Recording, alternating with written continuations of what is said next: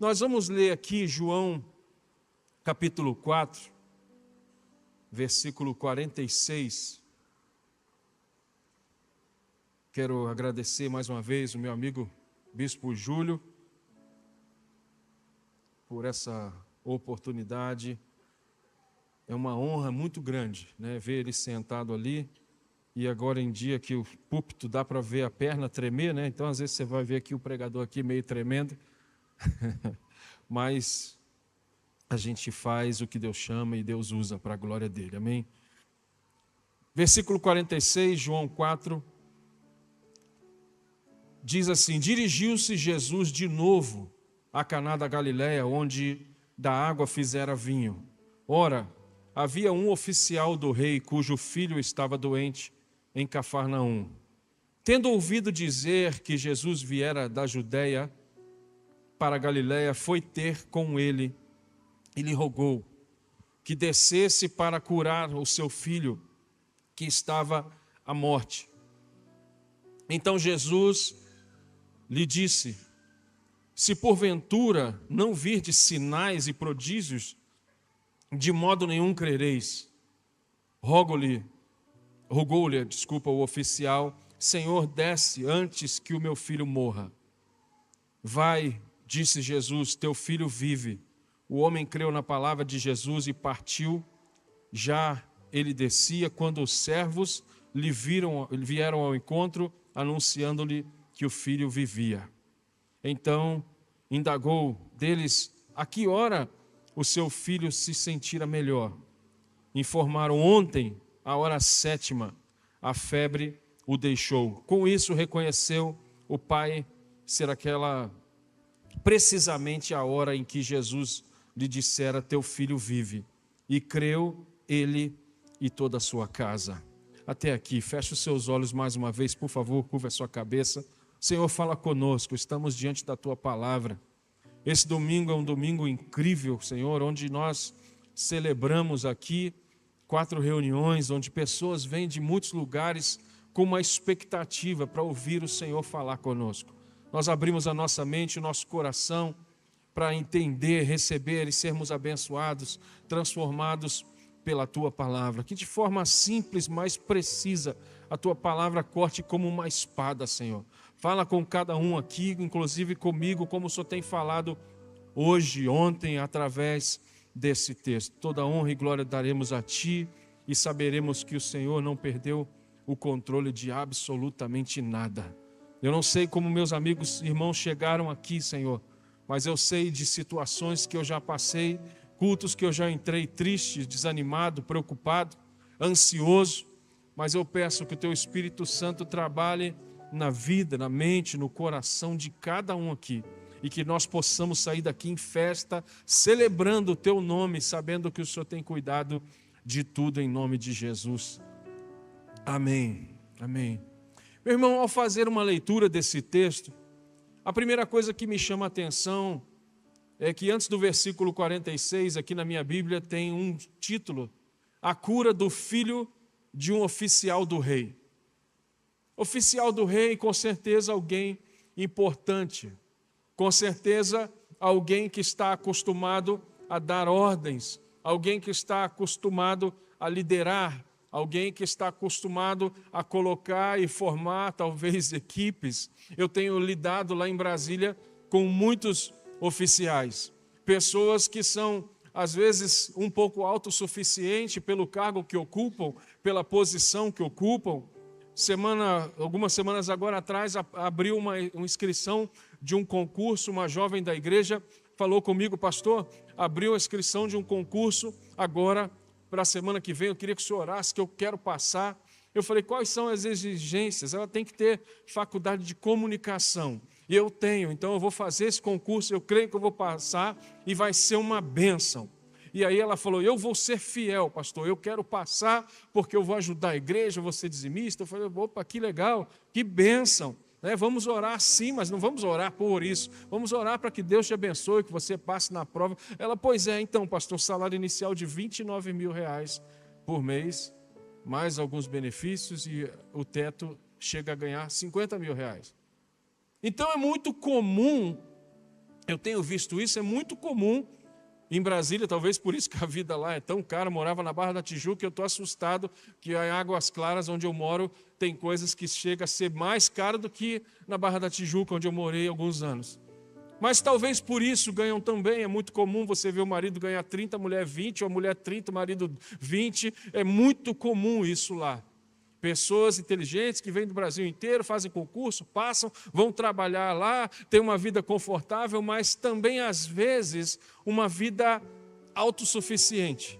Uma vida que, tipo, eu não preciso de Jesus, eu não preciso de ir à igreja, eu não preciso frequentar um grupo familiar na casa de alguém, eu não preciso de um pastor, eu não preciso, né? E eu tenho visto e ouvido algumas coisas e atitudes desse tipo.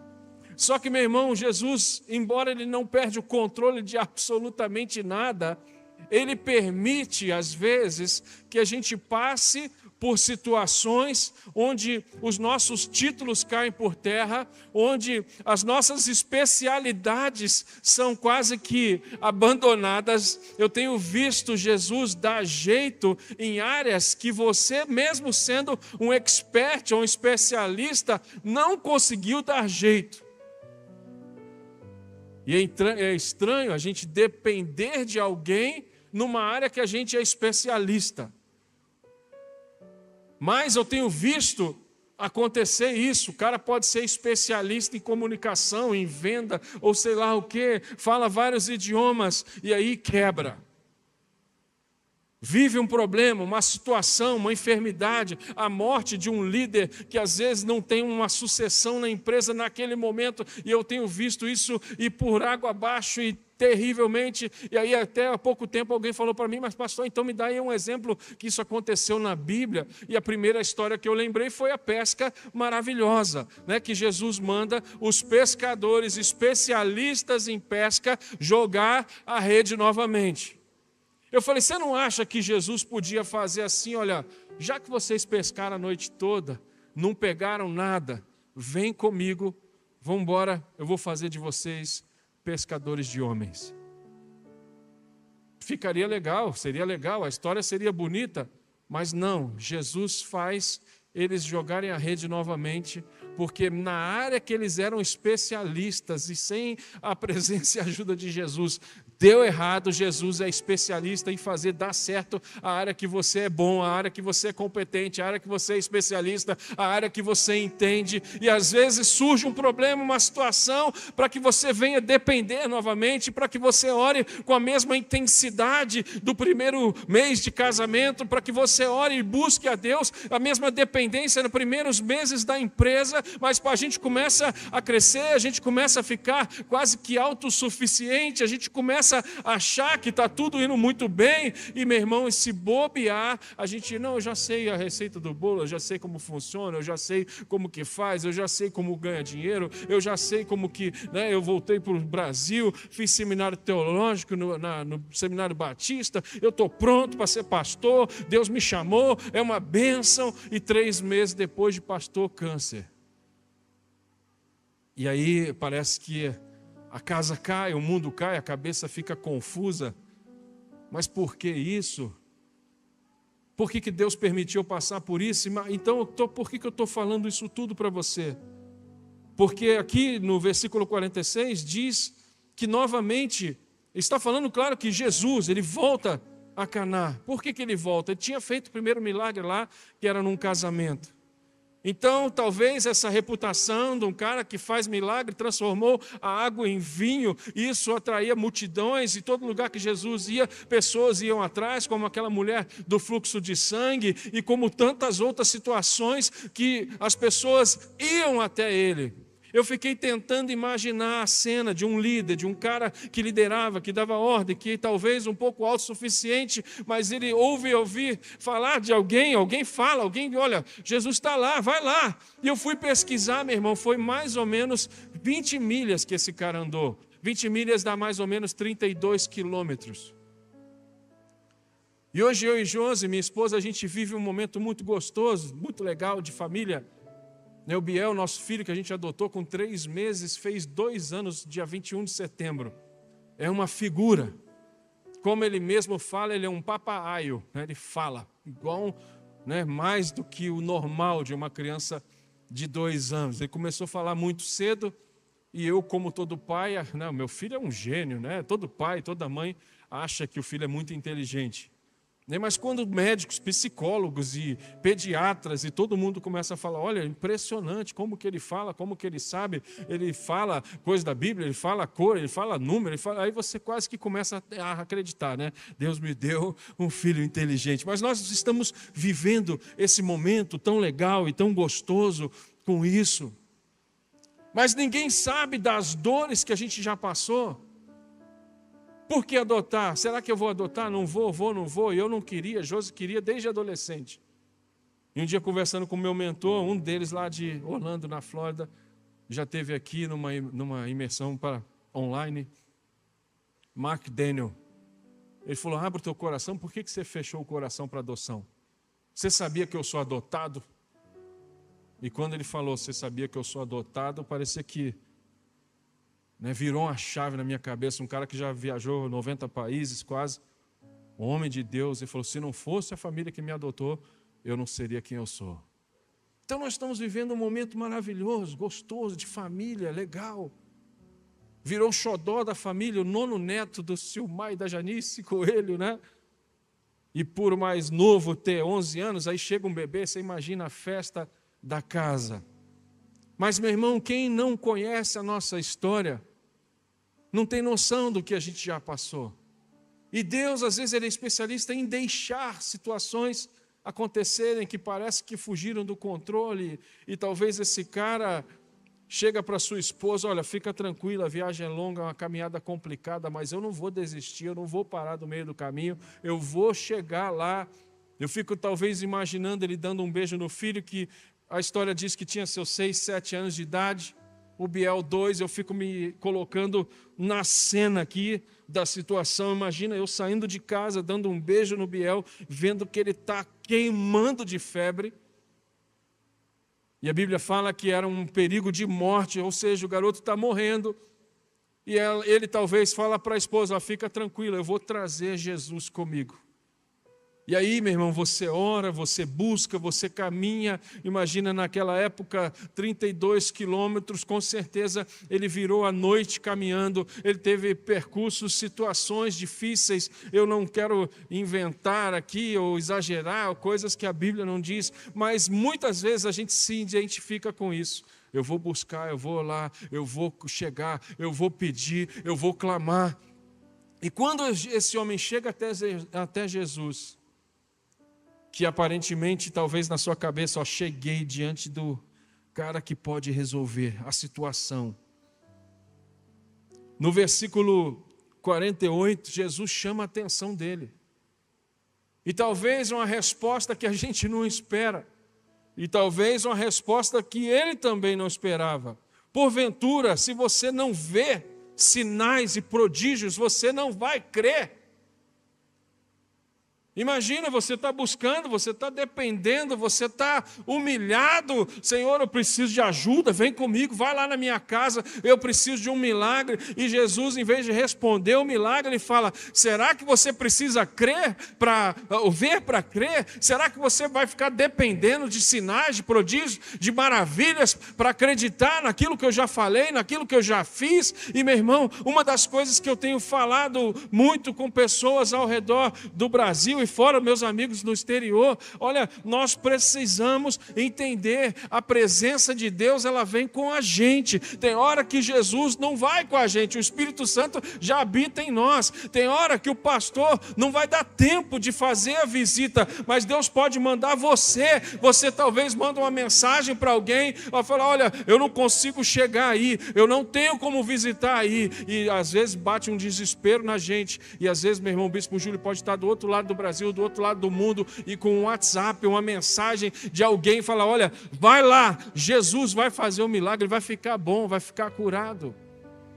Então eu imagino 2 etapas, um homem indo cheio de fé, talvez falando para a mulher, não, eu vou encontrar Jesus, ele vai vir comigo, vai dar certo, e eu estou com ele, e ele vai vir comigo, e vai ser uma bênção, meu filho vai ficar curado. E aí quando ele chega nessa expectativa, que eu imagino que ele foi criando ao longo desses 32 quilômetros de caminhada, ele recebe uma chamada de atenção. Você tem que crer, tem que ver para crer. Será que é preciso você ver milagre o tempo todo para acreditar que eu sou capaz de fazer um milagre? Talvez uma das primeiras curas à distância. Não, vai lá, pode ir lá, que ele não vai morrer não, já está bem. E a gente muitas vezes passa por esse ânimo da ida, mas, meu irmão, talvez a dúvida da volta. E Deus tem falado muito comigo. A gente vencer, a gente viver milagre, a gente cumprir os propósitos de Deus para a nossa vida, depende muito desse período que eu chamo de entre uma oração feita e lá na frente uma oração respondida. Esse intervalo entre uma oração feita e uma oração respondida é muitas vezes a chave da nossa vitória, meu irmão. Porque Jesus não vai com ele, mas Jesus dá uma palavra. E a palavra que Jesus dá já trouxe a cura. E aí, às vezes, algumas pessoas que conhecem a nossa história, vocês conhecem muitas lutas e situações de enfermidade, de aperto, que a nossa família já passou. Meu pai sempre fala, pastor não se faz em seminário, pastor se faz em fornalha, né? E eu falava, poxa, mas o senhor fala isso podia ser bom para os outros, mas para quê? Para mim, né? Eu lembro quando a gente ajoelhou do lado da cama dele e ele não tinha muito o que falar. Foi a primeira vez que eu vi meu pai calado, porque ele sempre fala, ele sempre profetiza, ele sempre acredita. E quanto maior a dificuldade ou maior o problema, mais fé ele manifesta, mais tranquilo ele fica. Com o maior problema, mais calma ele tem para resolver. E eu sei que isso vem de Deus, mas naquele dia, meu irmão, eu fiz uma pergunta, talvez uma das mais covardes que eu poderia fazer. A gente ajoelhado do lado da cama dele, o quarto dele, da minha mãe, onde eles moravam lá no Rio. Eu falei, pai, por quê? E depois de alguns segundos ali em silêncio, eu comecei a chorar, e ele começou a chorar também. E aí eu falei, pô, acho que eu peguei pesado, talvez ele também não tenha a resposta. Mas, como um homem de Deus que ele é, ele falou, meu filho, até hoje você conhecia os milagres dos seus pais. Chegou a hora de você conhecer os teus milagres. E eu tomei posse daquilo, meu irmão. O cabelo começou a cair, era uma situação estranha. Eu estava tomando banho, de repente caía aquele monte de cabelo. Eu tinha cabelo maior na época. Eu lembro uma vez que eu acordei, o meu travesseiro branco estava completamente preto, de tanto cabelo, e quando eu fazia assim, soltava tudo na minha mão. Aí um amigo que já passou por isso falou, olha, vai lá no barbeiro, passa a máquina, para não ter essa sensação. Momentos de dores, momentos de dúvida. Por quê? Para que isso? Por que Deus permitiu isso? E eu lembro como se fosse hoje. Difícil eu contar isso sem chorar, mas eu lembro que eu saí daquele cabeleireiro, daquela barbearia ali na Barra. Passou a máquina, um momento difícil, de tristeza, né? Eu fui andando para a casa dos meus pais, onde eu morava, solteiro na época. Eu não sei porquê ou de onde veio, eu sei que, é claro que vem de Deus, uma força que não explica. Mas eu comecei no meio da rua. A tua palavra escondi. Olha isso. Guardada no meu coração, para eu não pecar contra ti, Senhor. Se você conhece, a tua palavra esconde, e as vestes no sangue lavei, e dá tuas mãos pra ser uma oferta.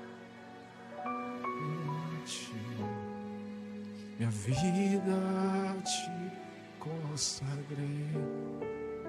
E aí, meu irmão, você pensa, a palavra, a Bíblia, é o que eu leio, é o que eu sei, é o que eu estudo. Não, a palavra é o próprio Jesus. Então, quando Jesus dá uma palavra, vai lá, que o filho vai viver. A gente pensa que Jesus não foi com ele, mas o Jesus que é a palavra foi com ele. E quando ele está lá, meu irmão, Jesus parece que não foi, mas a palavra foi. E foi uma situação estranha naquela época, porque, como eu já falei para você, eu tinha o cabelo bem maior do que hoje, e mais cheio também, né? E eu comecei a sentir um vento gelado, um vento diferente. Eu senti que era a presença de Deus. E pouquíssimas vezes na minha vida eu senti aquele vento daquela forma. Eu achava que é porque eu estava careca e bateu um vento que eu nunca tinha sentido, eu não estava acostumado. Mas em 2009, quando eu fui ser voluntário na cruzada do Benihim, lá em Porto Alegre, meu irmão, eu senti exatamente o mesmo vento. Eu estava em cima da plataforma, o Benihim passou assim atrás de mim para começar a ministrar. Tinha um coral de 500 vozes cantando que Deus é santo, e as pessoas sentindo a presença de Deus, e aquela presença de Deus invadiu. E eu lembrei que há mais ou menos 2, 3 anos antes, era o mesmo vento. Era o mesmo vento que eu achava que é porque eu estava careca. É o mesmo vento que sopra em mim anos depois, numa cruzada de evangelismo e cura em Porto Alegre, para mais de 150 mil pessoas.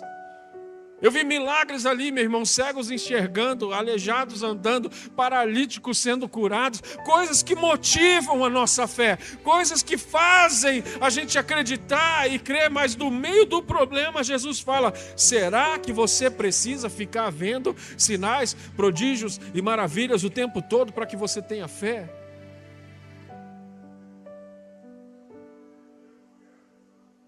E esse vento vem, meu irmão. Eu nem entendi por que eu cantei essa palavra, essa música no meio da rua. Mas me deu uma força, esse vento me deu um ânimo, que eu comecei mais alto. Eu não estou nem aí se estava alguém ouvindo ou não, se eu estava desafinando ou não. Eu com careca, fazendo quimioterapia, com câncer, com dúvida se eu ia ser curado ou não. Eu falava para Deus: meus dons e talentos são para te servir. Meus dons preciosos são teus. Olha isso, que lindo, meu irmão. Não tenho razão na minha vida sem ti. Tu és meu Senhor e meu Rei. Assim como... Aleluia. Vem tua obra em mim completa, até que a Índia, um país não alcançado, talvez eu perca as pulseiras na hora da alfândega, que eu estou levando isso para lá para distribuir lá à vontade. Talvez tenham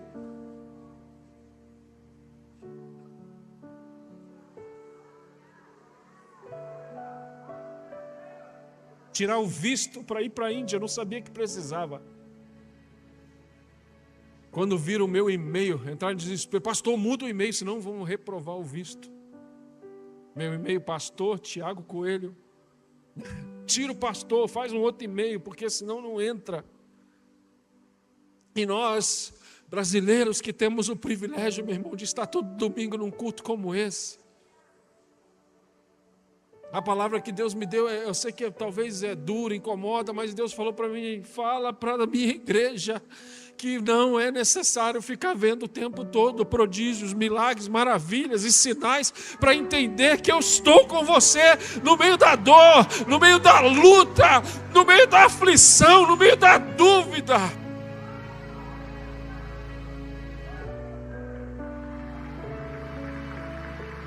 Aleluia, Jesus.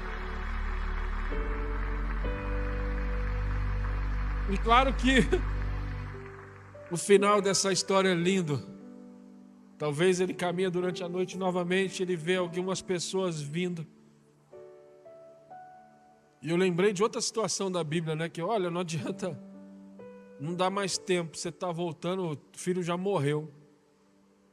E nesse caso, Jesus foi junto e ressuscitou. Mas nesse caso que nós estamos lendo aqui, em João 4, Jesus não foi. Só que a notícia que veio ao encontro dele não foi uma notícia de morte, foi uma notícia de vida. Olha, não, fica tranquilo, teu filho está vivo, a enfermidade foi embora, ele não tem mais febre, está vivo. E na mesma hora, meu irmão, o homem fala, mas calma aí, que horas que isso aconteceu? E ele faz um cálculo de sua caminhada, do tempo que ele estava com Jesus, ele chega à conclusão que foi exatamente na mesma hora que Jesus falou, pode ir embora, seu filho vai viver. Agora, só uma curiosidade aqui para a gente encerrar. Eu já tive o privilégio de ir a Israel algumas vezes. O Bispo Júlio também, algumas pessoas aqui também. Embora essa criança foi curada, o milagre aconteceu, eu já tive lá, nessas cidades aqui que está narrando essa história, né? Caná, Cafarnaum, a gente visita isso lá. E eu nunca vi um homem lá com mais de 2.000 anos de idade. Nunca vi. E aí você, tá, pastor, mas claro que não, né? Mas o que eu quero dizer, meu irmão? O milagre, a cura do menino foi uma benção. O milagre, a cura que eu passei também foi uma benção. Mas não pode parar na gente. O que eu acho mais lindo dessa história, e eu sei, você sabe, que um dia esse menino que se tornou um homem, que se tornou um idoso, ele partiu, ele morreu. Eu creio que está salvo, está no céu e, né, talvez testemunhou durante de toda a sua vida, cara, eu estava morrendo e meu pai foi lá e tal. Enfim, mas o que eu acho mais lindo de tudo desse texto, meu irmão, versículo 53. Depois que ele entende que ontem, a hora 7ª, a febre deixou, né, com isto, versículo 53 de João 4, reconheceu o Pai ser aquele precisamente a hora que Jesus lhe dissera, teu filho vive. Eu não sei o milagre que você precisa, mas eu quero declarar sobre vocês que esse milagre vai ser para que aconteça o final do versículo 53. E creu ele e toda a sua casa. Toda a sua casa.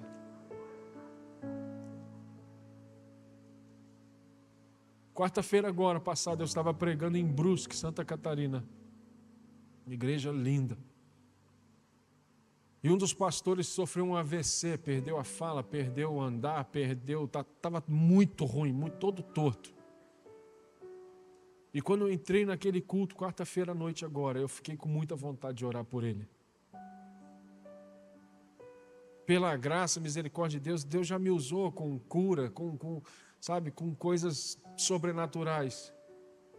Mas eu não sei por que eu fiquei aqui preso. Mas será que eu tenho que ver sinais, prodígios, maravilha, o tempo todo para crer? E eu falei, Deus, eu sei que o Senhor pode curar. Eu não sei por que o Senhor permitiu ele passar por isso. E quando eu terminei de pregar, o pastor veio à frente, andando ainda com muita dificuldade. E eu comecei a declarar, eu não preguei essa palavra, mas eu falei mais ou menos a mesma frase.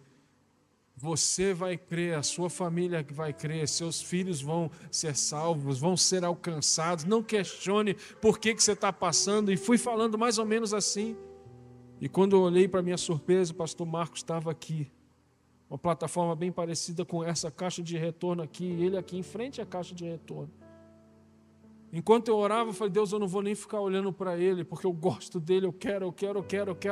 Mas se o Senhor quiser fazer alguma coisa, começa a manifestar aqui agora, teus milagres, teus sinais.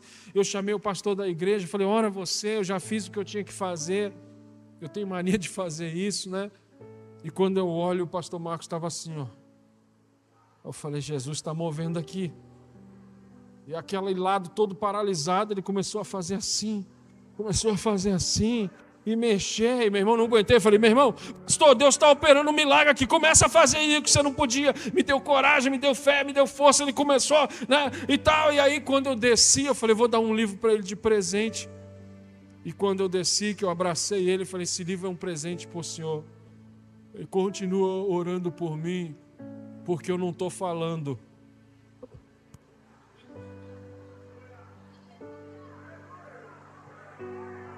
Eu falei, mas o senhor não acabou de falar? E ele começou a chorar, me abraçou lá no final, na mesa, e falou, eu vou ler o seu livro. Então, meu irmão, Deus, já vi curas instantâneas, mas eu já vi processos que às vezes envolvem dores, questionamentos, dúvidas. Mas eu quero declarar aqui em nome de Jesus que isso é para alcançar você, a sua casa, a sua família, a sua descendência, gerações, sucessões.